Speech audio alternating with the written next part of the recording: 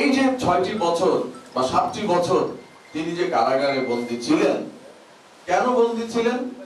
তিনি চাইলে তো বিদেশে যেতে পারতেন, চিকিৎসা করাতে পারতেন বিদেশে গিয়ে, এবং চাইলে নির্বাচনের মাধ্যমে তিনি বিরোধী দলীয় নেত্রী হয়েও বিরোধী দলীয় নেত্রীর সুযোগ সুবিধা, গাড়ি বাড়ি, মন্ত্রীর পদমর্যাদা এগুলো ভোগ করতে পারতেন, কিন্তু তিনি তা করেন নাই।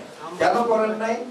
তিনি গাড়ি বাড়ি, মন্ত্রিত্ব, ফ্ল্যাগ এগুলোর জন্য রাজনীতিতে আসেন নাই। তিনি রাজনীতিতে এসেছেন দেশের মানুষের গণতান্ত্রিক অধিকার প্রতিষ্ঠিত করার জন্য, আর সেই কারণে তিনি আপোষ করেন নাই। এখান থেকে আমাদের শিক্ষা নিতে হবে যে আপোষ হলো একটি কাপুরুষতা, আপোষ হলো একটি বেঈমানি। আপোষ মানেই হলো একটা বেঈমানি। এখানে কোনো আপোষ হবে না।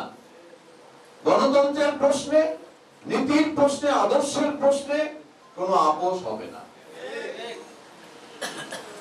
যারা দেশের শত্রু, যারা দেশের ক্ষতি করেছে, যারা দেশের মানুষকে গণহত্যা করেছে, যারা গুম করেছে, খুন করেছে, তাদের সঙ্গে আপোষ করা মানে আবার ফেসিবাদকে আমন্ত্রণ জানিয়ে আমাদের পাশে এসে নিয়ে এসে বসানো একই কথা।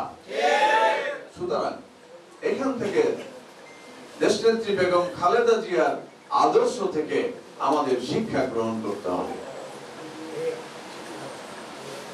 তিনি কিন্তু প্রধানমন্ত্রী হতে চান না, তিনি আমাদের দেশের মানুষের মুক্তি চান। তিনি প্রধানমন্ত্রী হতে চান না, তিনি মন্ত্রী হতে চান নাই। তিনি কি চেয়েছেন? ওইটা চাইতে গিয়েই কিন্তু তিনি জেল খেটেছেন। এটাই আমাদের বুঝতে হবে যে তিনি চাইলে তো জেলে না গিয়েও তিনি বাইরে থাকতে পারতেন এবং সুযোগ সুবিধা ভোগ করতে পারতেন, কিন্তু তিনি তা করেন নাই। আজকে দেখেন আওয়ামী লীগের কি পরিণতি হয়েছে। আজকে যারা পালিয়ে যেতে পেরেছে তারা তো পালিয়ে গেছে, আর যারা পালিয়ে যেতে পারে নাই তারা কেউ ভয়ে মুখ খোলে না যে আমরা আওয়ামী লীগ করতাম। কেউ বলে? কেউ বলে না। দেখেন কত লজ্জা এবং ঘৃণার মধ্যে তারা পড়ে গেছে।